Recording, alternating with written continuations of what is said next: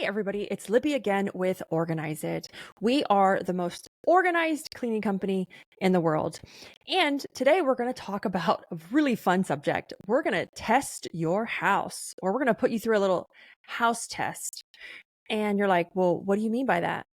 Well, we're going to look at how clean is your home, right? How clean is your home? Essential tips for a sparkling space.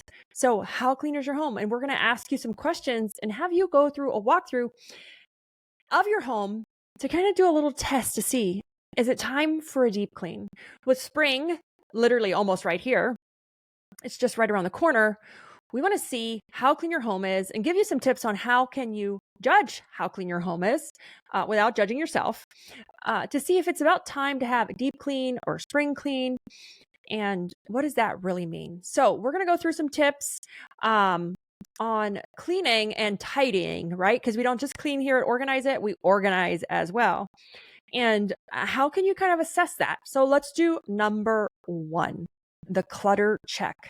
So first, we want to talk about the clutter. It's that slight accumulation that we often see build up on certain places, like flat surfaces, right? We need to make sure that we're assessing the amount of clutter that's building up around the home. So take a moment to walk around, and it says essentially the kitchen would be a great space for this because we have a lot of flat surfaces in our kitchen. Do you see any item that you haven't used in the last month? It's time to declutter. If so, you want to make sure that you can implement simple things like the one in, the one out, like one in, one out. Keeping a balance, saying I can't bring something in until I let go of something else. Now, there is a bunch of different ways to do this, but this is a very simple framework. I want to give you some actionable takeaways where you can really help keep that balance of how much do I have in my home. You can dedicate about 10 to 15 minutes a day to just declutter throughout the house when you're getting ready in the closet. I keep a Goodwill basket, or not Goodwill because I don't like the Goodwill. Sorry. Donation basket. Donation basket in the garage or in the laundry room so that my kids and myself know if I come across something and it no longer serves a purpose, I haven't used it, I can just put it in the donation basket. So if you're getting dressed in the morning, right, you're cooking during the day, be observant, pay attention to those things around the house that you may not be using anymore. They're just still here because we haven't taken the time to do anything with them, or we don't know where to put them. The donation basket really changed the way we ran our household because even my kids would contribute. They're like, hey mom, this doesn't fit me no more. Hey mom, I don't wear this anymore.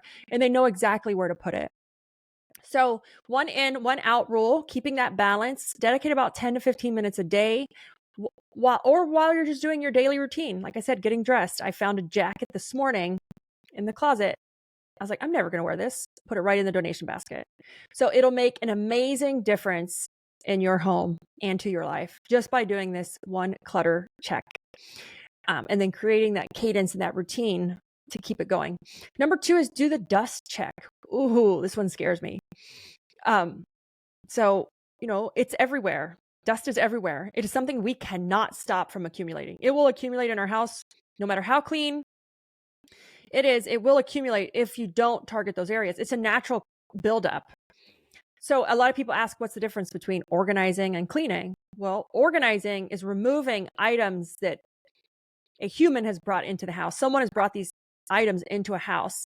Cleaning is removing the natural occurrence of buildup that accumulates over time, such as dirt and dust. So look around, grab a ladder and check the top of the door frames, the ceiling fans, the refrigerator, the shelves. Do a dust check to see what kind of dust is accumulating in our house. Use a microfiber cloth to trap and remove that dust effectively, right? You can use a Swiffer, a microfiber. For an eco-friendly touch, you can use some essential oil with making your own cleaning products using an essential oil with water is a great touch. You don't need super harsh chemicals to get rid of dust. A simple microfiber, dry microfiber. Wet ones do not work. because they're no longer like they have no static electricity in it to keep the dust and trap it. Remember, dry microfiber, or a simple water, vinegar, or essential oil solution to help clean up that dust would be great. And remember, a dust-free home is a step closer to a clean home. Our next one is the smell scan, right? Odor plays a significant part in how clean your house feels. I paused when I said that. Odor plays a significant part in how clean your house feels. Owning a cleaning company, we realize that if it doesn't smell clean, it doesn't feel clean. That's why they add all these scents, smelly things, to chemicals or cleaning products. But if you do a smell scan, it's really going to contribute to how clean the house feels. Not just how clean it is, but how clean it feels. So start with the basics. Ensure that your home is well ventilated. So give it an airing out every once in a while. Open some doors, some windows. It's beautiful in a lot of places right now. So I don't know where you're located, but just letting some morning air in, some fresh air in would be great by, opening a window or a door for a little while in the morning to let fresh air really circulate. For those stubborn smells, don't forget to use things like baking soda. It can be your best friend because it's great for absorbing odors. And there's also some natural deodorizers that we can use, like a bowl of coffee grounds or essential oils in a diffuser in a home. I don't know about you guys. My house is super clean, but I have a smelly dog. So when my dog smells, it makes my house not feel clean. And I automatically get like allergies, but I think it's in my head. So doing some of these things to help absorb odor will help you with having a home that feels clean. Number 4 is our touch test, right? So now we want to do some touch test. So feel the surfaces around your home, especially the ones in the high traffic areas, like the kitchen and the bathrooms. You want to go around and feel if there is any sticky surfaces, any porous surfaces, rough surfaces. So if you have granite in your kitchen and it feels rough, a lot of people say, oh, it's dirty, it feels rough. You could actually be cleaning it with the wrong chemical. A lot of people clean granite with dish soap and essentially you're not supposed to. So it could not be that it's dirty. It could be that it's a buildup or you're cleaning it with the wrong cleaning solution. During COVID, we at Organize It got GBAC certified, which is BioRisk Advisory Council for COVID cleaning. But in that, we learned a lot about cleaning and that a lot of our customers that ask us to use particular products are not using the best products for those surfaces, even advised by the installer or the person that installed that countertop or built that home. We're using the wrong chemicals or products on their surfaces, which essentially could damage the surface. So you want to make sure that you go around and feel the surfaces, but then you can assess, is it essentially a buildup of a product, or is it dirt, or is it stickiness or grime? And you really want to look for creating that solution that can help clean it on a lighter touch, an eco-friendly touch, or a homemade solution. In case you don't have any cleaning products in the house, you can use a little water, a little vinegar, or remember, maybe an essential oil to help clean those high traffic surface areas, those high touch points. So we learned a lot about high touch points during COVID because that's where all of our germs are passed, essentially, most of our germs, not all.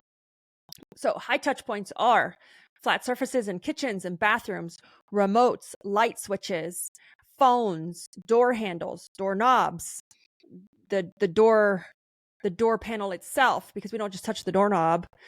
When we close it, sometimes we touch the side of the doors. So high touch point areas are huge when assessing your home on, is your home truly clean or not? Remember, all flat surfaces, remotes, TVs, light switches, doorknobs, door panels, like door handles to cars on our sliding glass doors. Those, if you live in South Florida, the sliding glass door, the sliders, So what are the things that my kids are always touching, right? Cabinets, the knobs on the cabinets. These are all high touch point areas that you could do a quick scan of to see how clean is my home. And lastly, the deep dive, right? The deep clean dive. So surface cleaning can go a long way and it's great for keeping up with that day to day.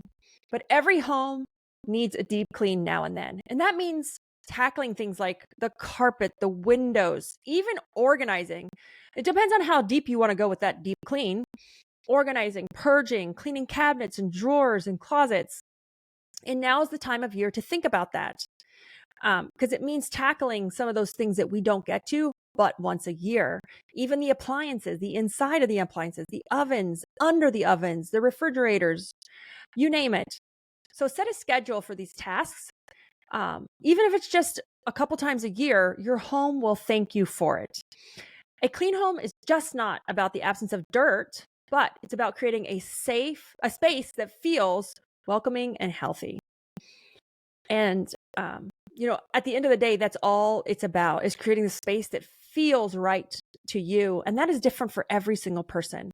Assessing your home's cleanliness regularly and following these tips can really make a big difference.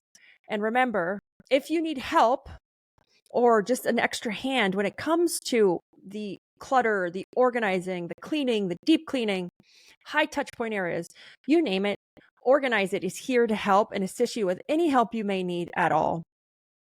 And we'd love to hear from you. What are some of the tips that you do? What are some of the cleaning tips that you do in your own home to help you keep up with this? We'd love to hear what those are in the comments. And remember, if you enjoyed this blog or this video, to please subscribe to our YouTube channel because we release these once a week on Monday, unless I'm sick, once a week on Monday to just help our community live a happy and healthier life.